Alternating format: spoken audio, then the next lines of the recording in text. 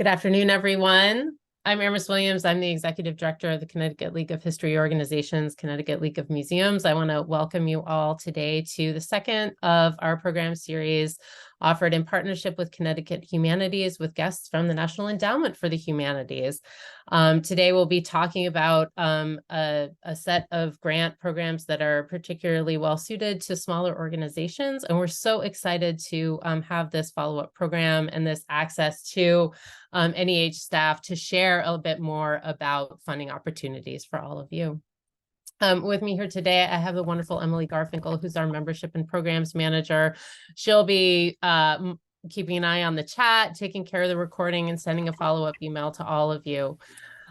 We have with us today Adriana Cutler, who's the Senior Program Officer in the Division of Preservation and Access with the NEH, Tatiana Ausema, who's a Senior Program Officer with the Office of Challenge Programs, and Jill Austin, who's a Senior Program Officer with the Division of Public Programs. So we have three different divisions of NEH represented here, and we'll be talking about I think 4 or so different grant lines for all of you. We want to make sure we hold questions to the end so that we can ensure that there's room for questions for all the different grant programs that are going to be described today. But if you have any questions as we go, please feel free to pop them in the chat and we'll queue those up for our presenters afterward. We're offering this program today in partnership with the wonderful folks at Connecticut Humanities who make so much of our work and all of your work possible. So I want to mention that we have both with us Jason Mancini, CTH's Executive Director, as well as some of the grant staff, including Becky Vitkauskas and Leanne Partridge. I know that Jason wanted to say a few words to all of you, so I'm going to hand things over to him before we hand things off to our friends from NEH. Jason, take it away. Thanks, Amris. We're delighted to be able to host our friends at NEH. As many of you know, Connecticut Humanities is a state partner affiliate of the National Endowment for the Humanities.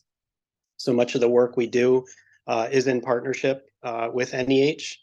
Our goal at Connecticut Humanities through much of our funding with all the organizations across Connecticut is to really create opportunities to seek additional kinds of funding. So we are delighted to be here with the folks at NEH who can sort of shepherd us through this process to understand the kinds of grants and awards that are available through them as we work with all of you to build and sustain your organizations seeking federal funding and other types of outside funding is a critical part of building our cultural ecosystem in Connecticut. So thank you all for being here and to our friends at NEH for your willingness to do this.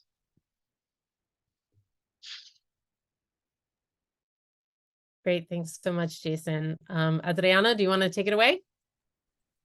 Thank you so much, both to you, Amris, and to Jason. We're so happy to be here again for another week to be able to share with you some of our funding programs that we think would be really helpful for smaller orgs. So just happy to be for that. So bear with me a moment while I share my screen and we can get going here.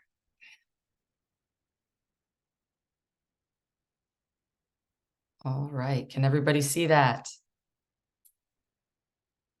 Okay, great. So as we said, we're going to be sharing with you some grant programs for our smaller organizations. So happy to be here again and to be joined by Tatiana Ausema from Challenge Programs and Jill Austin from Public Programs. We want to do just a quick rundown of the agenda. We'll just do, again, a brief intro to NEH for those of you who might be new to the agency. And then we'll just, take the bulk of today to just go through a deep dive into some funding programs and then just a few little reminders. So for those folks who might be new and who weren't able to attend last week, just a quick bit about NEH. We are an independent federal agency. So that means that, we do use your tax dollars to help support projects that engage humanities ideas and approaches. We awarded over $136 million in grants in our last fiscal year. And our current chair is Shelley Lowe. She came to us. Actually, she was originally on our national council. So the NEH has a chair who is appointed by the president and confirmed by the Senate, as well as a humanities council of 26 private citizens with a range of connections to humanities work that are also appointed by the president and confirmed by the Senate. So Shelley was previously a council member and is now our chair. We're really excited to have her in this leadership role. So what are the humanities? And we always like to just do a quick reminder on this one because, of course, sometimes there's some confusion between humanities versus arts versus humanitarian work. So for us, the humanities, focuses on public and scholarly study of human society and culture. And the way that that was defined by Congress in 1965, when the agency was established, is that it includes history, literature, art history, philosophy, archaeology, religion, jurisprudence, and the humanistic social sciences. The way I like to think of it is you can just put history of, and then whatever subject you're interested in, and that often gives you the bulk of the humanities. So as I mentioned, our funding really enables individuals and institutions across the US to study and preserve and share the best of America's history and culture, as well as, history and culture from other parts of the globe that impact American society. So it is not just US history, but really is much broader than that. Right now, we have a new initiative that was started by our current chair called American Tapestry, Weaving Together Past, Present, and Future. And it encourages projects that use humanities to advance equity for all. And so through this initiative, NEH intends to reach a broader set of communities to amplify a diversity of stories, particularly untold stories of historically underrepresented groups. So this is just a new initiative we have that you see through some of the programs that we're going to talk about today, and kind of permeates through the entire agency. Sorry. Cool. And so then I just wanted to really quickly just do a note. Again, we're not doing a full recap of everything we went through last week. I just wanted to do a quick briefing for those who might be new. But if you were not able to make it to last week's session, we do want to encourage you to go back and view that session. That is really going to give you the really down and dirty on how to actually figure out how to identify what program is right for you at the agency, beyond the ones we're going to talk about today, how to apply all of the processes, both through the NEH website, as well as the systems that we use for application processes like grants.gov, what the review process is like, tips for success. So please, I hope that if you were not able to catch last week's session, that you will be able to go back and view the previous session that has been posted on YouTube. And so with that, I just want to transition into sort of what we're really here for today, which is talking about a number of grant programs for smaller orgs. We're going to be highlighting 3 of our divisions and areas of funding. So the NEH does have 7 divisions and offices, but we're going to focus on 3 that we really think have a lot of programs especially useful for you all today. And we're going to be talking with Jill Austin from Public Programs, who will go through some of the new and existing programs. I will speak about programs in preservation and access, and Tatiana Alsama will get into our challenge programs. So with that, I'm going to pass it over to Jill. Great. Thank you so much, Adriana. I hope you can all hear me clearly. If not, please say so. I'm Jill Austin, and I wanted to present to you one of the new programs. We just had our inaugural deadline this past June, and this is one of the new programs supported under the American Tapestry Initiative. It's something that we've wanted to do for a long time. And I'm here in place of Trisha Brooks, who you all got to meet last week. And I worked on this program with her. And so it's really important to me that we offer new opportunities for smaller organizations, public impact projects at smaller organizations. Familiarly, we call it PIP. So you might hear me mention PIP throughout this webinar today. The deadline coming up is June 12th of 2024. So we are in the midst of our first review cycle. And then the next one will be offered next June. We're in the process now of updating those guidelines. So always keep an eye out for any new changes and announcements in the coming year. I will also say that I have a lot of slides. It feels like I have a lot of slides, so I'm going to try to go through them as efficiently as I can. And I would say, yes, what is your definition of a smaller organization? I just saw that come in. It's a critical question. I do have a very special slide for it coming up. We do set parameters for what we are considering at NEH to be a smaller organization. Let me see if I can, Adriana, next slide, please. So this program is really aimed for small and mid-sized organizations, and we did want to branch out, widen the pool, so to speak, for our applications from what we consider to be smaller, very small, and what we consider to be mid-sized. And I will get to those criteria in a moment. This program is really intended for you to broaden your audience reach, to really engage with your community in perhaps a stronger way. Really connect with audiences that maybe you haven't really connected with in the past, but have always wanted to. Interpretation is the name of the game here. Strengthen your interpretive excellence, the public interpretation that you offer, the stories that you're telling, the ways in which that you may be interpreting your community story, your own collection, ways that you might tackle challenges, challenging stories in your community's past that you really haven't found a good way to. This is an opportunity to do that. What's nice about this program too is that we offer the opportunity for professional development and volunteer training as well. Our other programs, which I will mention last, don't really offer that as an option. So you can expand your interpretive narratives, again, through a mix of different strategies that we'll get to in the next slide. Thank you for doing that, Adriana. Two major questions driving this program and what we really wanted to achieve to help smaller organizations in their interpretive support are: what are your organization's interpretive humanities needs or programming goals, first of all, and how would meeting these needs or goals benefit your public audience?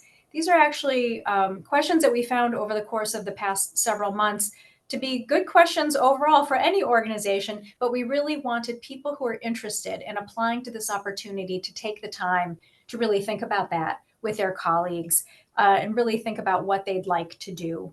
Again, what they haven't been able to do. Next slide. Thank you. Here we go. This is what we call the target or intended applicant criteria. So for us, we did set some parameters. Everyone is welcome to apply for the program, but we're really intending to fund organizations that meet at least two of the following criteria. Remember, it can be any combination of the two. Whether your annual operating budget is $1 million or under, you're in a community with a population of fewer than 300,000 people, and you can interpret your community in a number of different ways. It might be your county, it might be your region, it might be your immediate town.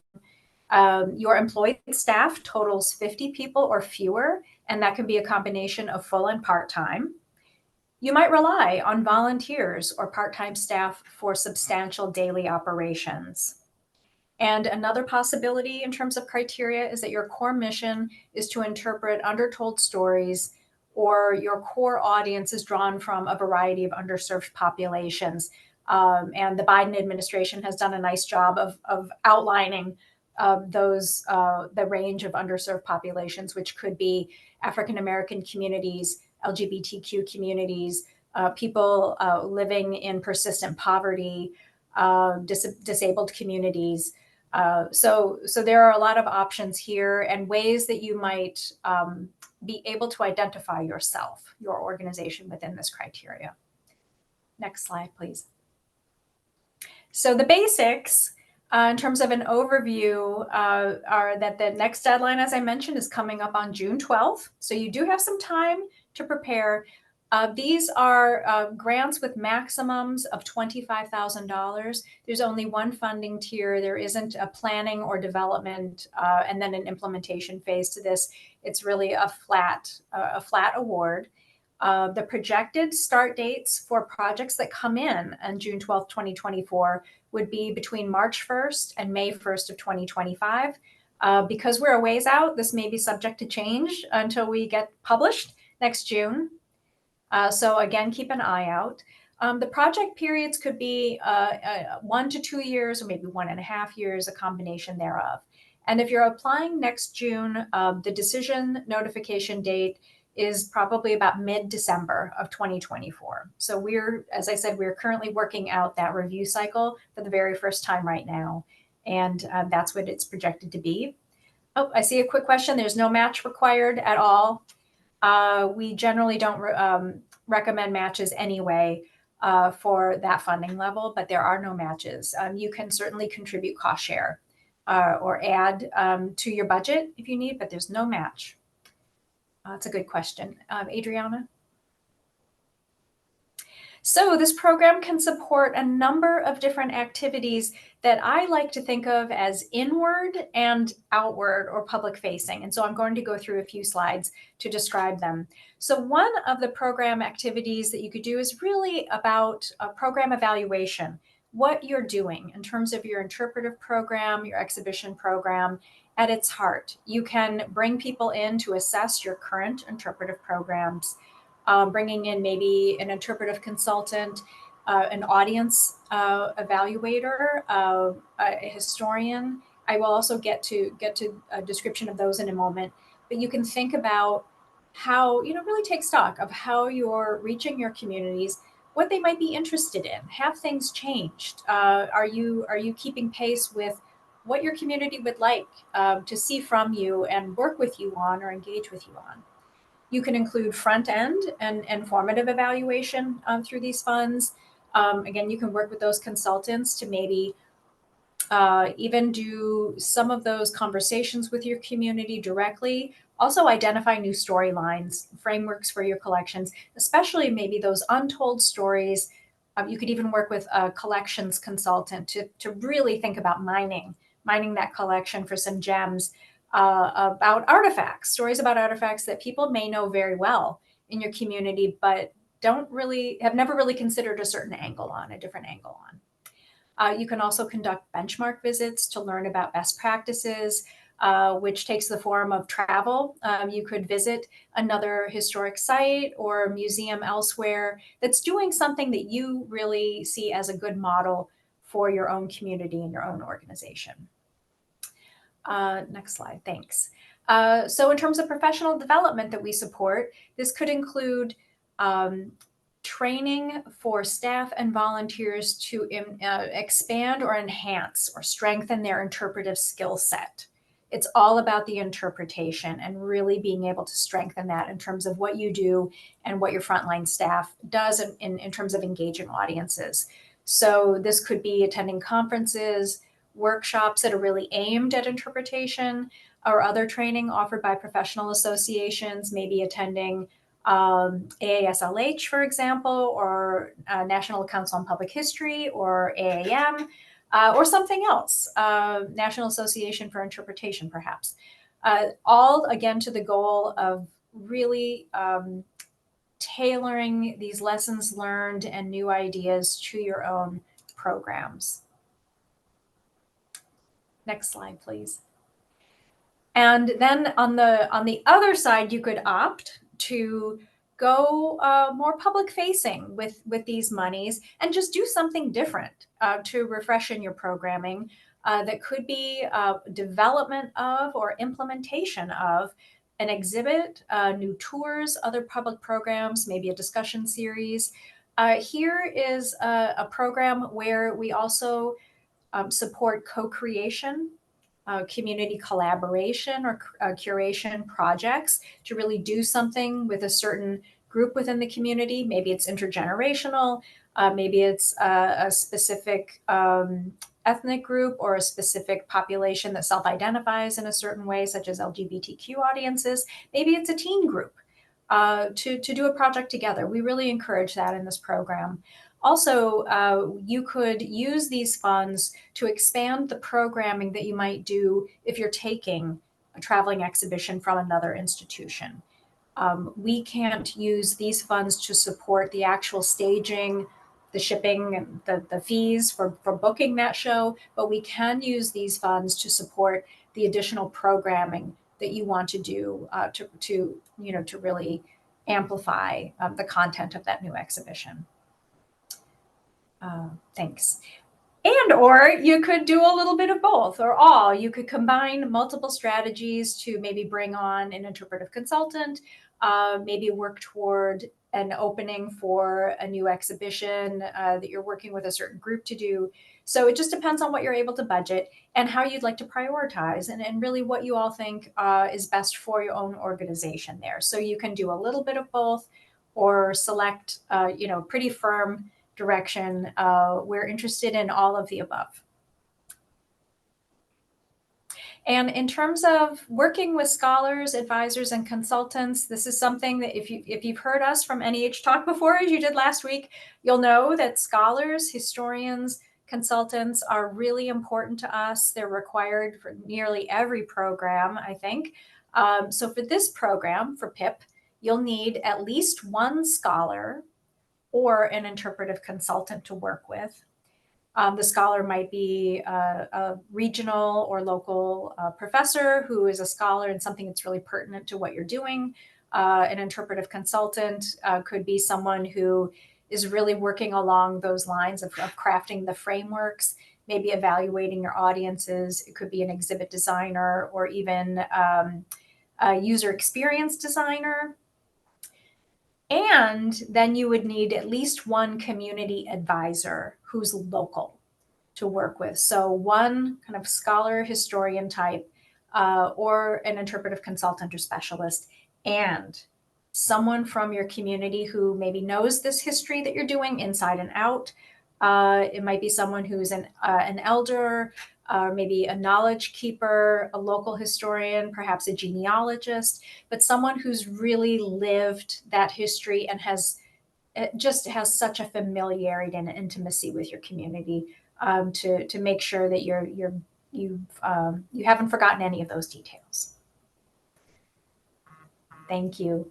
And then for this program, I just thought I would mention this can come in handy. The required application components, it's always helpful to get this from the beginning to know this before you start looking at the guidelines. I would say you can also consult the Notice of Funding Opportunity from this past June if you're interested in getting a head start on what that looked like for those applicants in the first round, bearing in mind that some of that may change a little bit along the way. But for this, we really hoped that we could offer a somewhat simpler application. We know that these are tough to prepare.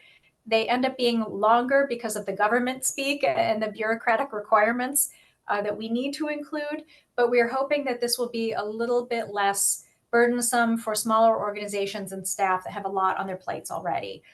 So we have fewer required files, and I just wanted to note here that you'll need a narrative, which is a maximum of 5 pages. So that's a big difference from our other programs. We have a maximum 2-page form for an organizational profile where you essentially identify yourself in terms of that criteria, the budget, the operating budget, the number of staff, the size of your community, et cetera. You would also submit a work plan, and you would also submit bio paragraphs, no resumes or letters, of the key museum personnel working on the team, and then those additional historians or consultants joining you. And then additional files include the 424 short form, the cover sheet, the performance location, the budget. Those are kind of getting in the weeds a little bit, but that's part of the grants.gov package. And if you ever have any questions about what you're seeing within those guidelines or these, you can always reach out to me directly about that. We're hoping that this is a simpler process for this program. And then the review criteria to go through quickly. We ask specific questions of our reviewers. This is also published in the Notice of Funding Opportunity as well, about the audience and institutional impact. Will this project make a difference? to further the organization's mission, the quality of the interpretation, and how. Does this project have a good, strong relationship to the humanities? Is it humanities-based? Does the work plan make sense in terms of feasibility? The work plan, the budget, does everything come together? The personnel, the qualifications, who are the major players on the project, and then do the outside consultants or experts make sense? And then institutional suitability is the question where we ask, does this applicant meet those, at least two of those criteria that we're asking for? And then we ask reviewers to give an overall evaluation of their assessment of the strengths and weaknesses or any questions about the project. And then regarding other programs in our division, just to offer a quick recap, all of our projects must, regardless of the programs that you may be interested in applying for, be grounded in humanities scholarship, deepen public understanding of significant humanities questions. And, so for us in public programs, it's all about appealing topics, accessible ideas and presentation and format for non-expert public audiences, but steeped in that scholarship, steeped in the latest scholarship, but as I say, rendered accessible and appealing for people with a broad range of interest and expertise. They involve those scholars who can contribute actively to all phases of the project. And you may choose to target a particular group that you think is underserved by the humanities and the programming you offer, but also could attract a broad public audience. And these projects that we support, we always hope that they encourage dialogue and the exchange of ideas. So that's really the Division of Public Programs in a nutshell. Tricia may have mentioned some of this last week, but I thought it was important to raise here again. I have two more slides that I'd like to show that relate to a couple of our other program opportunities. Thanks, Adriana. Public Humanities Projects is a broader umbrella title that encompasses 3 different grant programs. And I just wanted to take a quick moment to say that even as a smaller organization, you're always able to apply to these other programs, even if they weren't necessarily tailored to you. We do have smaller organizations that compete and are successful in these other programs. All of our programs are competitive, but at the same time, we do fund them to make awards to organizations large and small. And so I'd certainly be interested in discussing some ideas with you for these opportunities. So we just had one deadline pass at August 2024. So the next, or August 2023, I should say, pardon me. The next upcoming deadline is January 10th. But this grant opportunity always rotates on alternating January-August basis. And the different categories of projects that are included here are, as you see below, exhibitions, historic places, and humanities discussions. And so for exhibitions, the idea is that you might be revamping a long-term permanent exhibition with another long-term permanent exhibition. It will need to be up for a minimum of 3 years. Or you might be developing an exhibition for travel.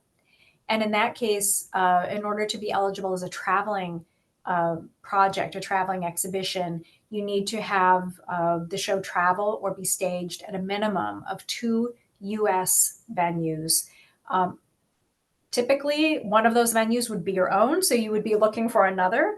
But if it's not going to be staged for whatever reason at your own institution, you definitely need 2 other outside venues for that. We also fund a level called single site temporary, which would be up for a minimum of 2 months at your institution, but wouldn't travel. For whatever reason, it's not really geared to travel anywhere. It may be very, very regionally focused. Historic places, pretty much the same thing. It's kind of a sister category to exhibitions, but it takes place at a historic house, historic site, or grounds. You may stage an exhibition there that could be long-term or it could be temporary. You might develop new interpretation for trails. maybe new tours.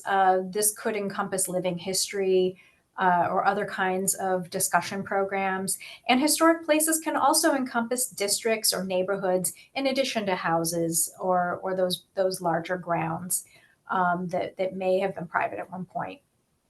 For exhibitions and historic places, you'll see on the right of the slide that we include two different opportunities at planning levels. So at funding levels. So we have a planning level and an implementation level.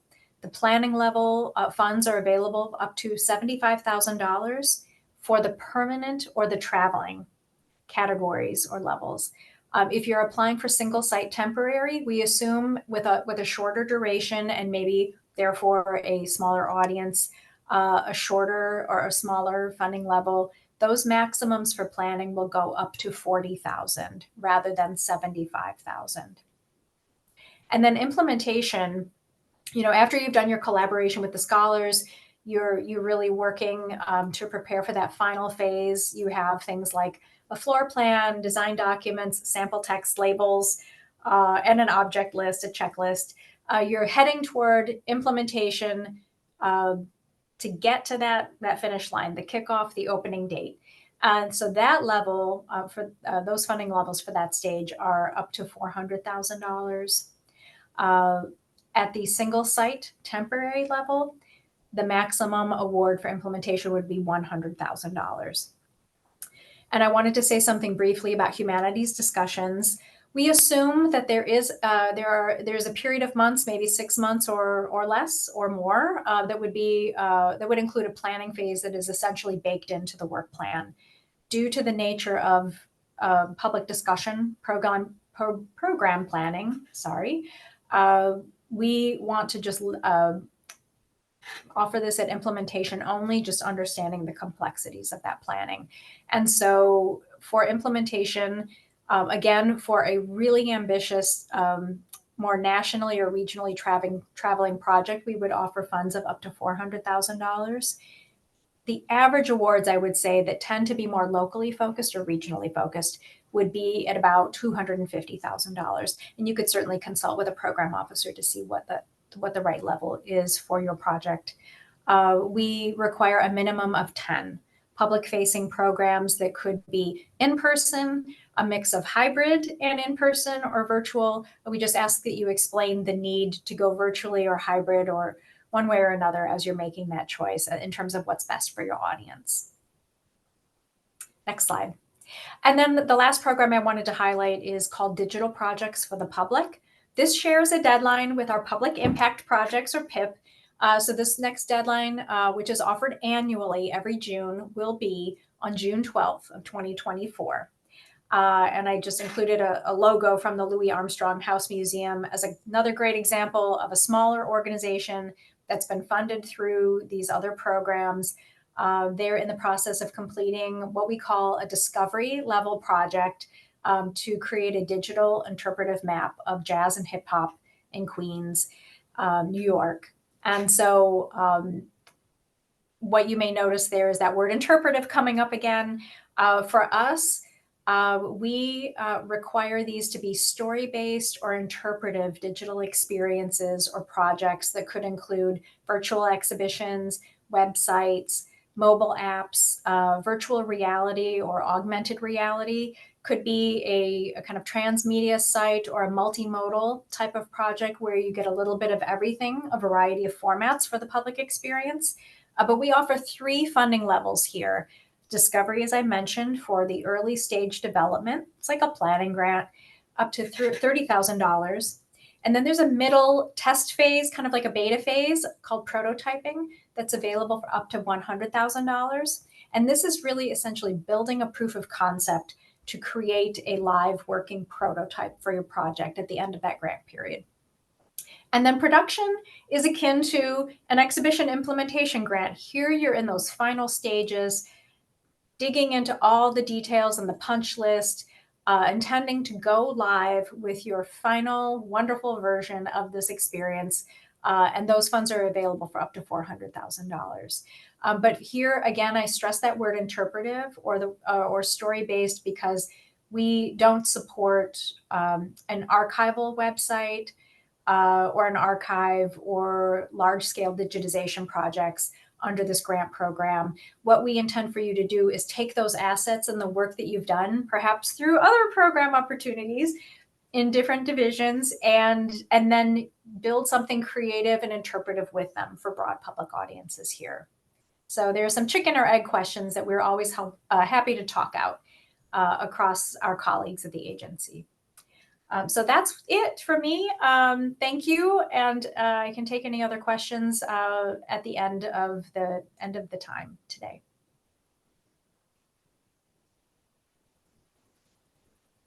Thanks, Jill. So as Jill mentioned, public is really focused on the interpretive. And so I'm going to be talking about a couple programs in preservation and access. We are focused on everything before the interpretive. So really preserving your collections, making them accessible in non-interpretive ways. So first, I wanted to talk about our newest funding program called Cultural and Community Resilience. This is another program like PIP that was developed for the American Tapestry Initiative. We do really want to preserve humanities collections at all types and sizes of institutions and make them accessible to researchers and the general public. And so this program is really focused on mitigating the loss of tangible and intangible cultural heritage resources in underrepresented communities that have been acutely impacted by climate change or the COVID-19 pandemic. And you'll hear me talk about those two a lot in the next couple slides. The idea is to help sustain communities in the aftermath of extreme weather events or just otherwise advance cultural and community resilience. The program does prioritize from underserved communities in the U.S. or its jurisdictions, and it encourages applications that employ inclusive methodologies such as participatory archiving, oral history, rapid response collecting, shared stewardship arrangements, and community-centered access. We also encourage you to leverage open access online resources and use Creative Commons licenses when possible and as appropriate. And so I think one of the things to particularly note with this program is the fact that oral history tends to be a big component in this one, and it is one of the few grant programs, or maybe only grant program in the agency, that can actually fund the collection of oral histories. So going into sort of the funded activities, this is a program that has one funding level of up to $150,000, but that funding level can support either planning or implementation work. And we've now had 2 funding rounds where we just awarded our first round, and we're sort of in the final phases of review for the second round. This program will then be just an annual deadline of May of this coming year. But I just wanted to go over some of the activities. These are some sort of general activities that you could think about, sort of supporting documenting, collecting, safeguarding traditional knowledge, oral histories, archival materials, and other types of cultural heritage. This isn't an exhaustive list because we are really interested to see what everybody comes to us with, but just sort of give you some ideas. A few examples I can give you of projects that we funded in our first round include collecting oral histories about the impact of the COVID-19 pandemic and climate change in Detroit, the documentation of traditional stories, ceremonies, and the history of the Mi'kmaq Nation of Maine, whose elderly community has been threatened by COVID, and the documentation of Black and African American Appalachian communities that are at risk of disappearance due to climate change and planned inundations through government projects. So you can see it's just a really wide range of potential projects. I will also say, just a reminder again, I'll probably say it 3 more times before I finish these slides, there does have to be a connection to climate change or the COVID-19 pandemic through this program at this point in time. That being said, the connection is not necessarily always as overt as we're just documenting, climate change issues or COVID-19 issues. It can also be about documenting and keeping cultural heritage so that your community can be resilient in the face of these situations. So, for example, your community has been facing a lot of loss because of the COVID-19 pandemic. And so how can your community, find ways to make sure that the knowledge from the elderly community or from the community that's impacted through COVID-19 can be maintained for future generations, as an example. So as I mentioned before, these awards are up to $150,000. It can take up to 2 years to complete. We also just recommend contacting us, even at the beginning stages as you're forming your project ideas, just because this is still a new and evolving program. And we want to be able to help make sure that you can understand sort of where your project ideas fit within the program. So, as you could tell from the list of project ideas in the previous slide, there's just many ways, many different project types that you can focus on, documenting and preserving cultural heritage that are eligible through the program. And we're excited to see what you propose. That said, competitive applications will focus on the community-centered goals of the program. So I'd like to briefly highlight some tools, concepts, and methods you'll want to consider. So CCR is aligned with the federal government's Justice 40 initiative, which is a whole of government approach to addressing climate justice. So because of that, we ask applicants to use the new Climate and Economic Justice Screening Tool to describe how their community has been historically underserved. Now, because we know this tool is still in its beta stage, if your community is not identified as underserved through the screening tool, you may include additional data from other public resources to help make your case. So, for example, for applicants discussing the impacts of the COVID-19 pandemic on their community, you may also refer to publicly available data provided by the CDC or your local jurisdiction. So community participation is central to this program. We want applicants to describe how the project design would empower people from impacted communities through all stages of the project to define, collect, and use their cultural and historical resources. So you should also explain how community members would participate in shared decision-making, shared stewardship, and how the project would sustain community access to the resources.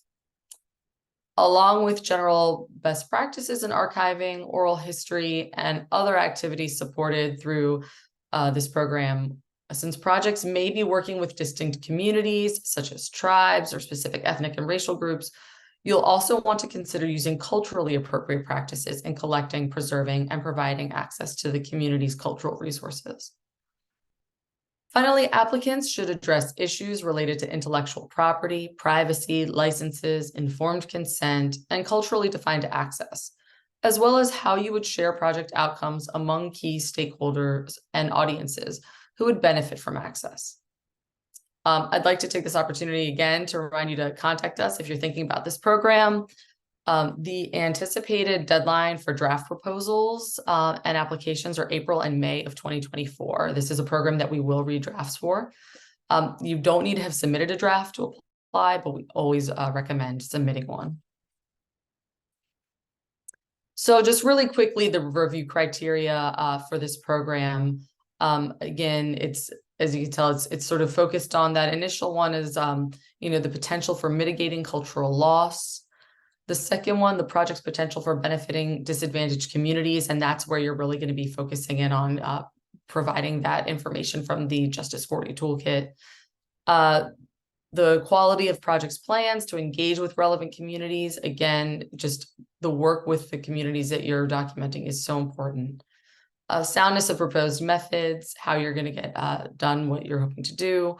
Viability of the project as indicated by the proposed deliverables, work plan, and budget. And of course, always the qualification of the project's personnel.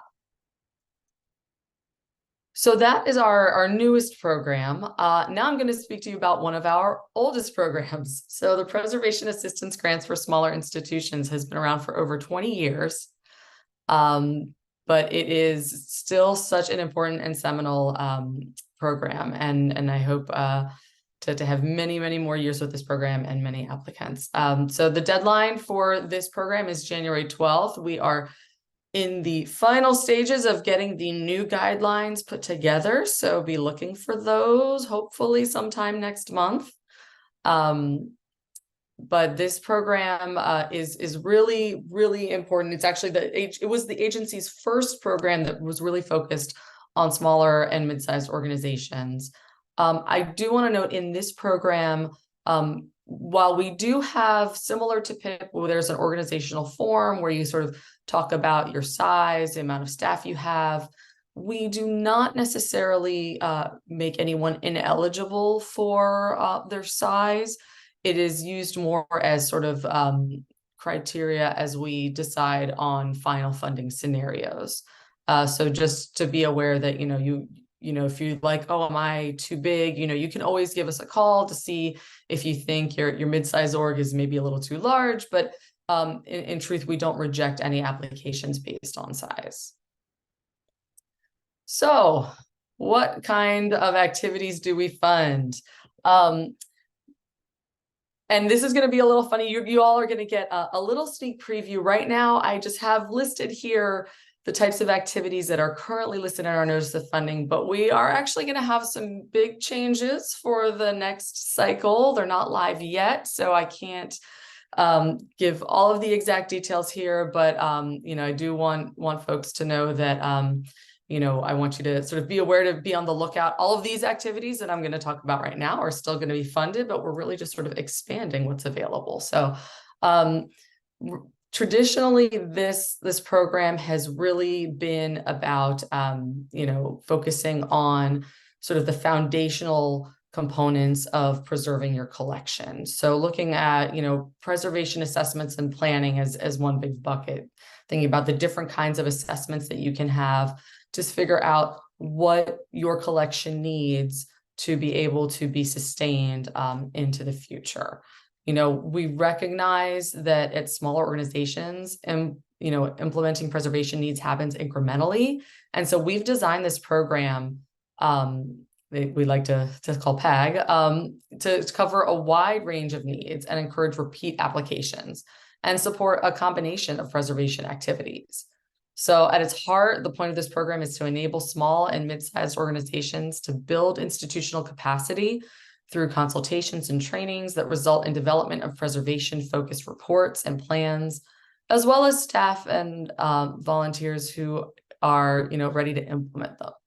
So for those institutions who've never had one, we always recommend starting with a general preservation assessment by a qualified consultant whose preservation skills and expertise are related to the types of collections that are the focus of your project. These assessments give organizations a roadmap with the steps they'll need to take to improve the physical care and intellectual control of their collections. Assessments also provide recommendations for preservation supplies and equipment, which may also be purchased with PAG awards. And this program can also fund more specific consultations with preservation and conservation professionals, such as conservation assessments or the development of disaster preparedness and response plans. Institutions may also request funds through a general PAG request for education and training in preservation and collections care. This is really like the grab bag of activities.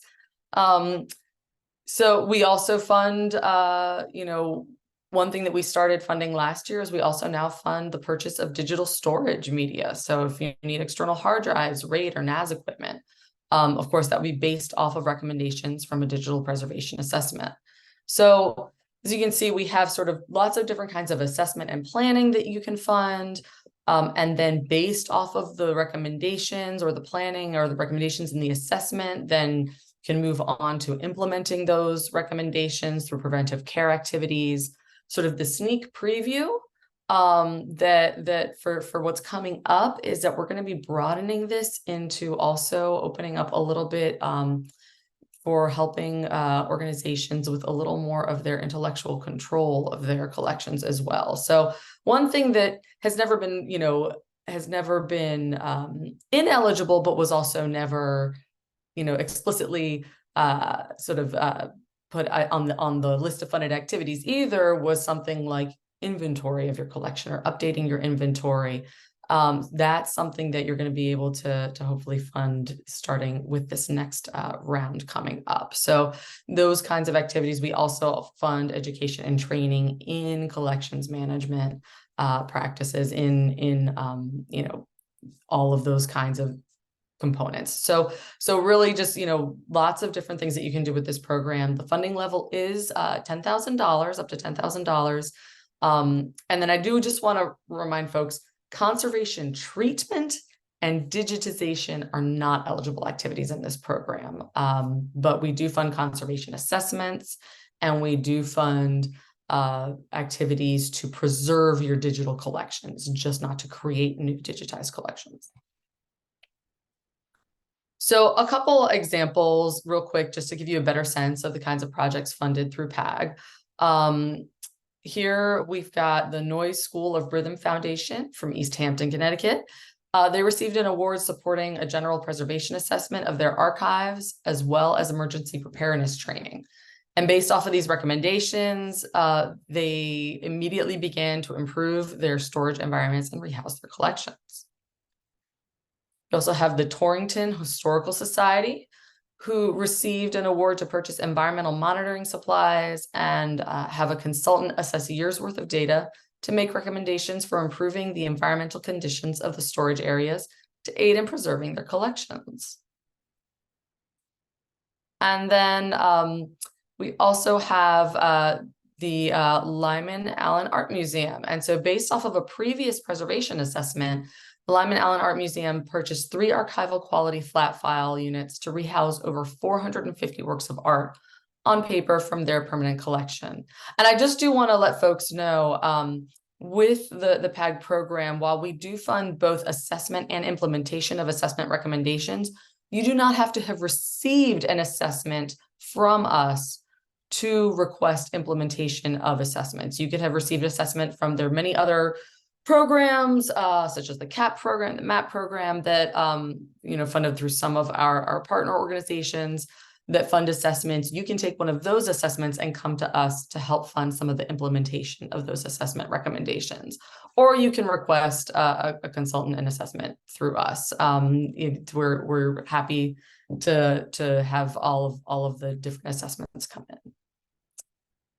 So I'm going to go through some of these a little quicker, just because I know we want to get to challenge programs and questions. But again, just as I mentioned, in terms of developing your application eligibility, as with all of the programs at NEH, you have to be a not-for-profit organization or an accredited institute of higher learning, state and local government, or a federally recognized tribe. For this program, applicants must demonstrate that they care for and have custody or responsibility of the humanities collections that are the focus of the application, have at least one staff member or the full-time equivalent, whether paid or unpaid, and that they make their collections open and available for the purpose of education, research, and or public programming. So you just have to sort of show that you have those 3 things for eligibility in this program. We do in this program encourage applications from folks that are new to NEH. And of course, this one is really focused on small and mid-sized orgs. We want to also highlight applications from community colleges, different minority serving institutions, Native American tribes and Native Alaskan and Native Hawaiian organizations, and as well as organizations or collections that represent the contributions of historically excluded communities.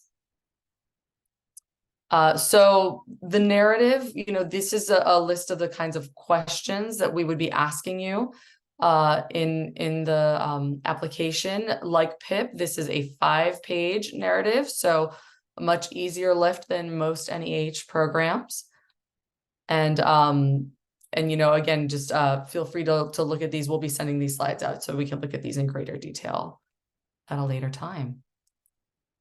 We do have some supporting documentation as well. We request budgets and budget justifications, work plans. We do request resumes and CVs in this program, unlike PIP. We also, if you are working with a consultant, you must submit a letter from that consultant. We do also recommend previous assessments, workshop descriptions for anyone that is, having their work based off of a previous assessment. And our review criteria is pretty simple for this program. We are looking at the significance of the collection for users, including source communities, humanities researchers, students, the public. The strength of the proposed activities and the adequacy of the work plan is an important one, and really also very much the justification of the importance of this project to your institution and your institution's ability to sustain the results of the project. That's an important component. And then, of course, the appropriateness and experience of the consultants, advisors, and staff that will be part of the project. So I wanted to just really briefly touch on one other program in our division, because the Preservation Assistance Grants Awards can sometimes sort of lead into this program. So Sustaining Cultural Heritage Collections is our program that is really focused on helping institutions plan for and implement projects to protect collections, prevent their deterioration and damage, and ultimately ensure collections are available for use today and in the future. The distinctive part of this program is that it's really emphasis on sustainable and resilient preservation or preventive conservation strategies, and strategies that balance preservation effectiveness with collection-specific risks, energy costs, and environmental impacts. It's one of the only grant programs in the U.S. that encourages museums and libraries and archives to plan and implement preservation measures in environmentally and fiscally sustainable ways, while also anticipating and responding to risks posed by natural or man-made disasters, changing weather or land use patterns, or other location-specific risks.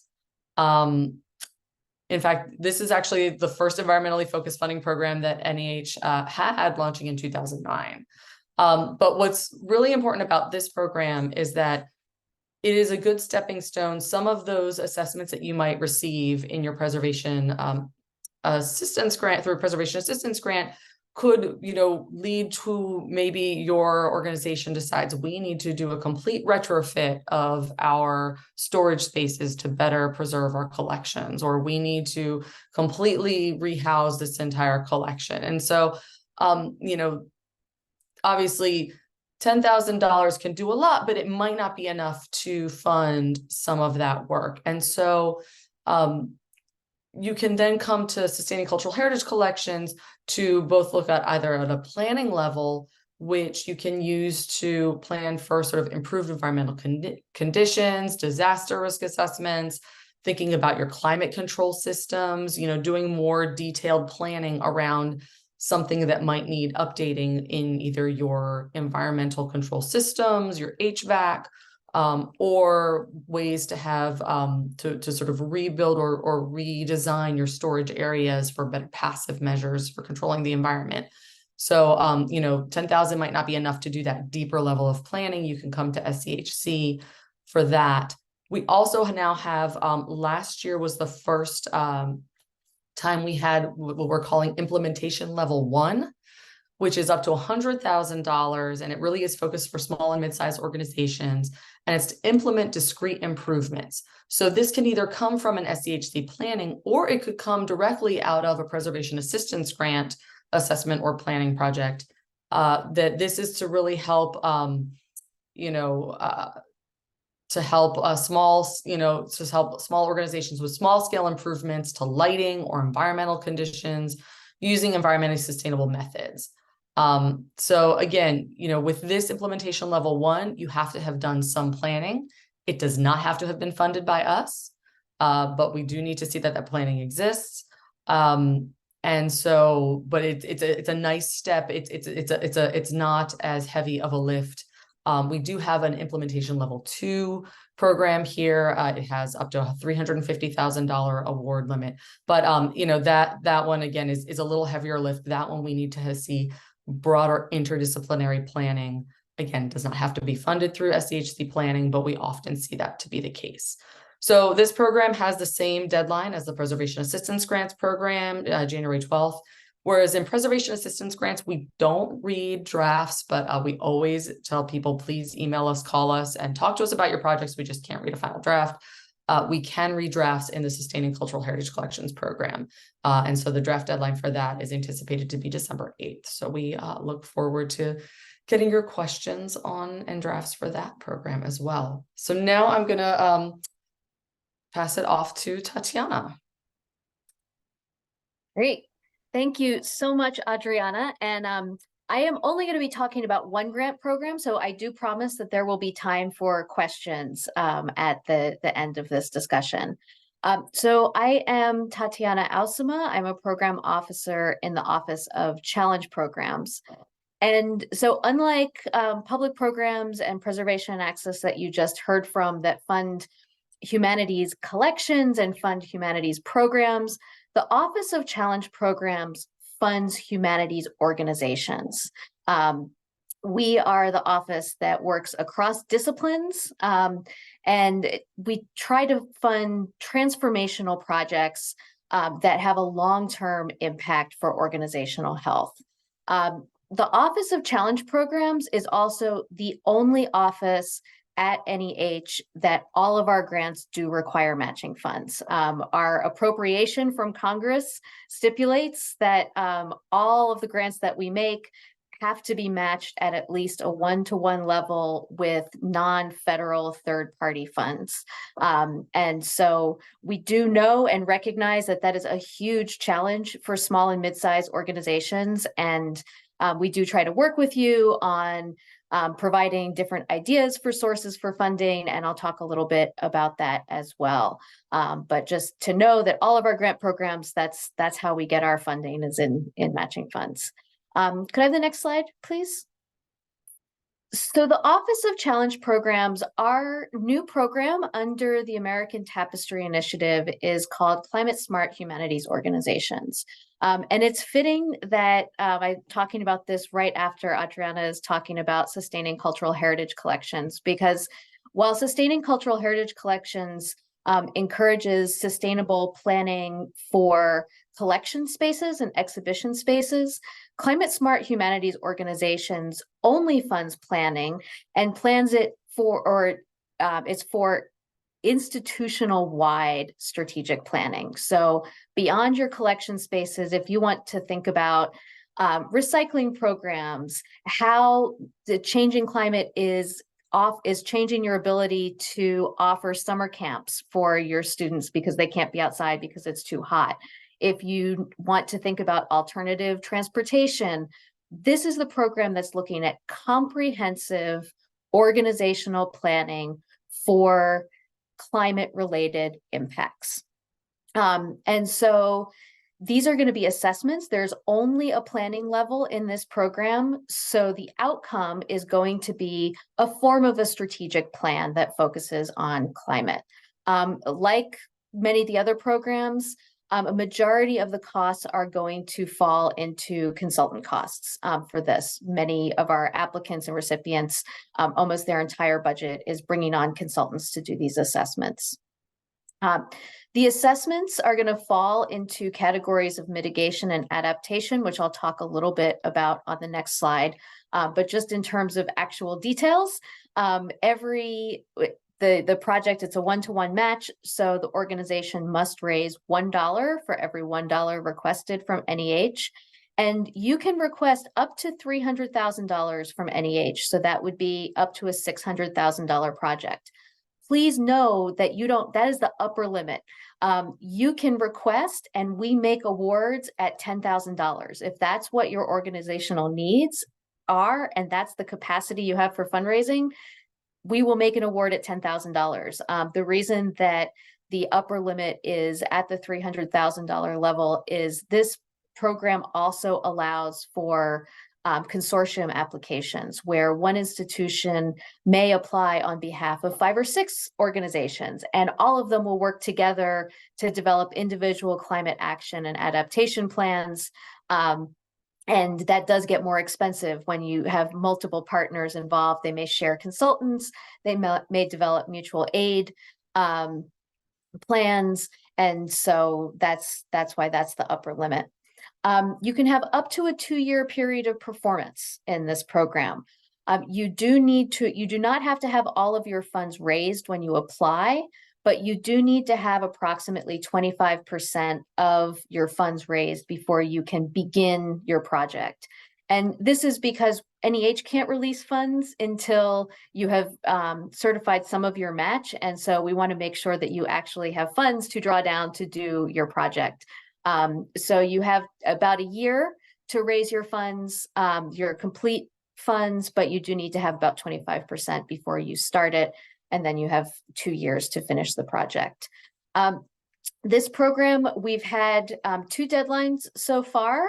And we anticipate our next deadline will be in September 2024. You are welcome to go to the NEH website and see the current notice of funding opportunity. We anticipate some significant revisions between now and when the next notice of funding opportunity is issued in the next few months. So keep an eye on that. But as my colleagues have said, reach out early and often, and we're happy to have conversations with you at any point about it. So just for the next couple minutes, I want to talk a little bit about the types of things that this program funds, because climate smart strategic planning is very brand new for most organizations, especially smaller organizations where you're all doing 5 or 6 different jobs. And the idea of adding in another type of planning, another activity can feel a little overwhelming. So this program funds both mitigation and adaptation projects. You can apply for just mitigation, just adaptation, or both. And either way, the result is going to be some sort of a strategic plan. Mitigation. So if you do any work in the disaster response and recovery area, mitigation, most people think of as how to prevent some sort of future damage. And that is sort of what it means in this context. But generally, when you're talking about climate-related impacts, mitigation is looking at reducing your organization's greenhouse gas emissions or carbon footprint. So these types of activities are generally going to focus on energy and resource use. So we see a lot of applicants that are coming in to do an energy audit. You can't reduce what you can't measure. So if you don't know how much you're spending and how much energy you're using, you can work with a consultant. A number of states have programs through your local energy provider that will help with energy audits at a lower cost. So many organizations will use that as their first starting point. You can calculate your organization's carbon footprint. That would include both the information from the energy audit, but you also may look at the impact of transportation, material use, supplies. How are your visitors getting to your organization? Are you participating in loan programs that involve a lot of airplane travel? What is the overall carbon footprint and greenhouse gas emission of your organization? And then you can also test all of your systems to get a sense of, are they running efficiently? What would the costs be to improve efficiency? Which ones need to be replaced? The data that's collected from all of these audits and assessments then informs your climate action plan, and that's the end result of this grant program. So your climate action plan is going to take all of this data and give you a prioritized list for how are you going to reduce your costs overall? How are you going to reduce your impacts? And that then you can go to your board, you can go to other funders, you can go to your community and say, this is what we're going to do. How can you help us? So that's the mitigation side. The adaptation side is reducing the risks from climate change on your organization. So a lot of times, the immediate thing that'll come to mind will be disaster preparedness and response. So what are the risks associated with, in your case in Connecticut, a hurricane coming up the East Coast? For those of you that are located along the waterfront, what's happening with sea level rise? But it also can be, as I mentioned, if you're thinking about your summer programs, what are the risks to the students that are at your summer camp programs? What kind of adaptation are you going to need as an organization to continue offering these programs as the temperature changes? You can also look at your buildings and grounds. How is your campus ability to withstand flooding, high rainfall, high wind, and develop a plan for that.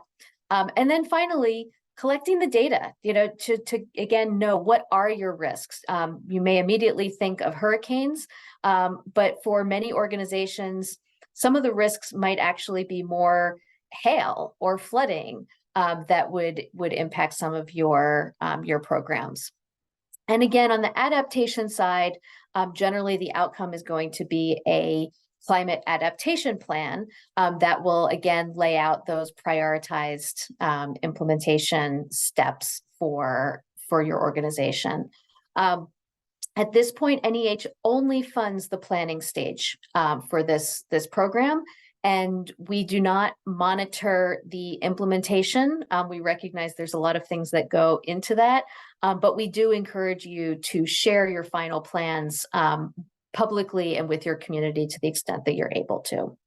And again, please do reach out. We do read drafts in this program, and we do spend a lot of time doing one-on-one consultations with applicants before they apply to this program. Next slide. So just in the last 2 minutes, a couple reminders and tips. I think we've said all of these things already, but this first bullet point is very important. Register for SAM and grants.gov now. We can work with you on so many different things during the application process. Afterwards, we can read drafts. We cannot, if your SAM registration and your grants.gov, if you can't log in and get the application in, we're not able to help with that, and we can't accept applications any other way. We recognize that sometimes it can be clunky, but please do go ahead, set up your registration. If you have any issues, do it early.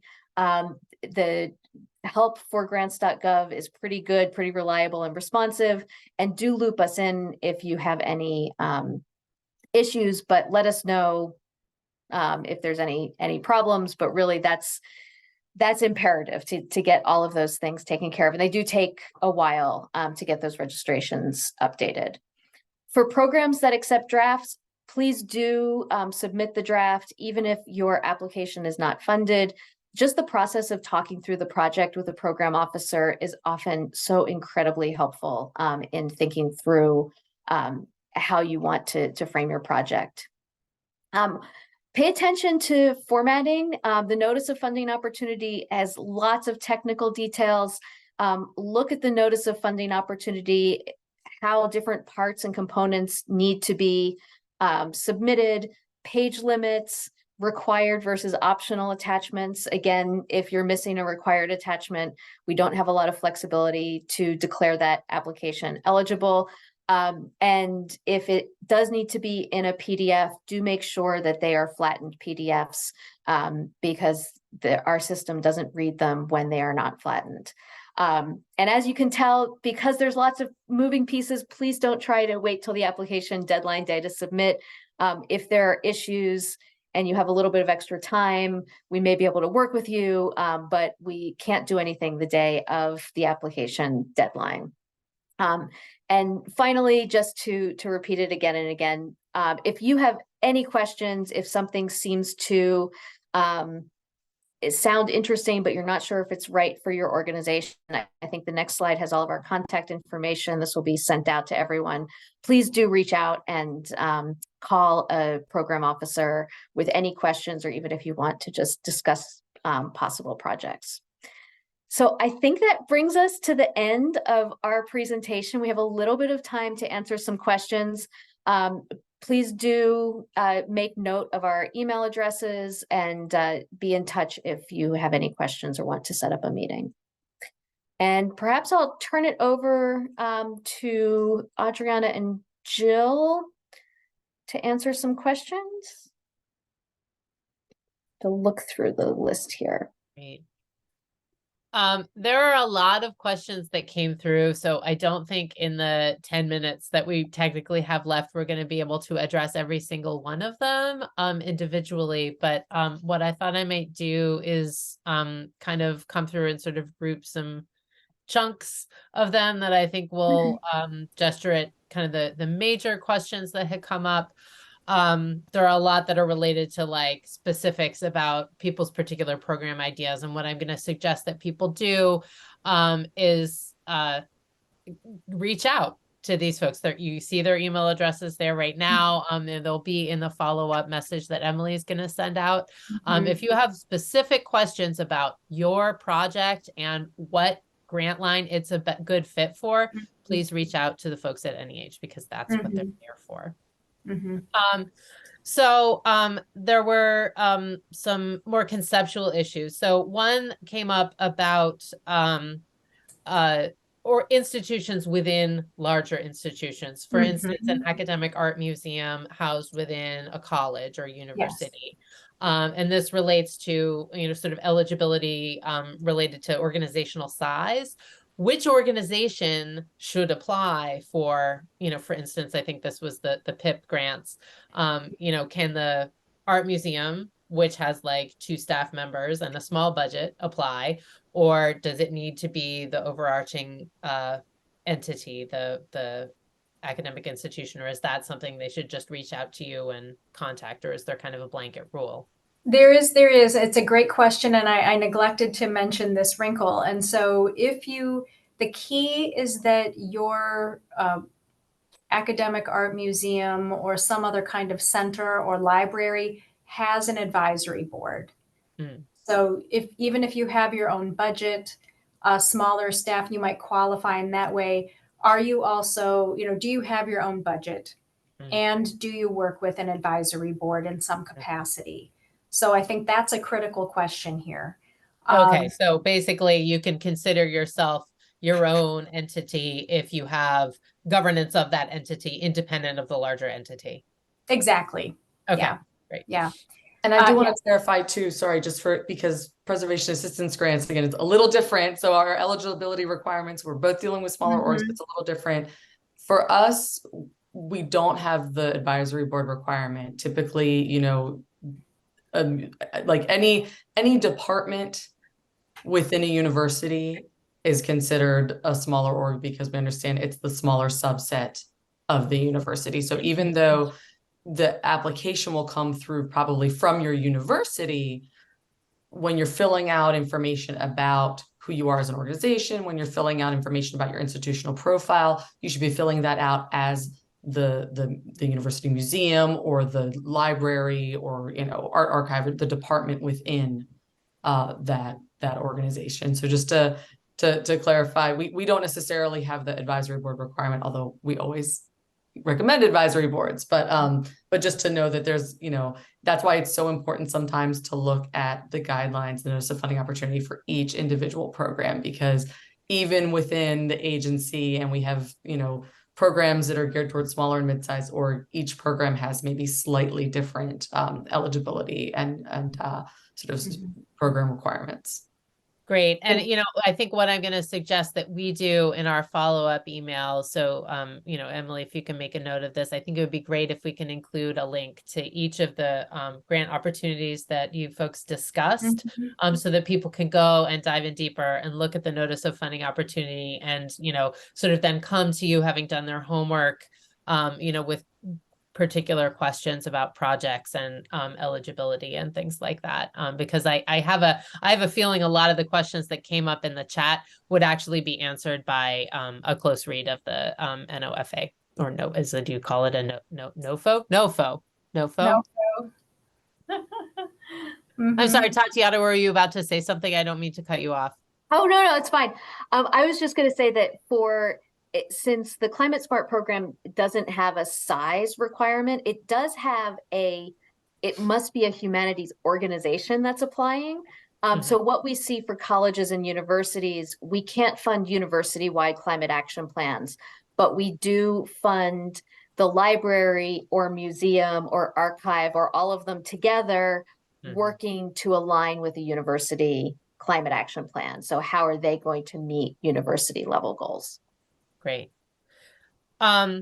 we also had kind of a suite of questions that were related to sort of digital projects and what's eligible for what. So once again, I'll encourage people to, reach out to you folks about specific projects ideas that they had. But I think particularly because when you were talking about the digital project, the public humanities, digital projects for the public opportunity, that digitization itself, digital storage was covered, but digitization itself is not. If there are folks who are looking for funds for digitization projects, are there other grant lines that you might recommend? Or can you talk a little bit about like why that difference between like storage for files are like digital preservation for existing digital media versus digitization itself? Sure. Happy to talk about that. So we do have a program that funds digitization. It's called Humanities Collections and Reference Resources. It is the Division of Reservation and Access is probably the largest funding program. It's also our most competitive.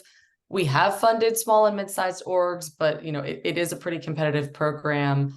So that one can be a little bit trickier, but that's where we fund digitization projects. The difference between digitization versus storage and sort of collections management for your already existing digital objects is that digitization is it's a whole nother methodology. I mean, it's creating a digital file, whether that be through certain types of scanning, imaging, has a lot of other components that go along with it. It's very complex, and so it's a much more complex system, much more complex level of review. That's why we really have it in its own funding program. Through the preservation assistance grants, which is a much sort of meant to be sort of an easier lift, but also just more foundational pieces, we recognize that a lot of small and mid-sized orgs have digital collections now. I mean, originally the program didn't fund digital anything.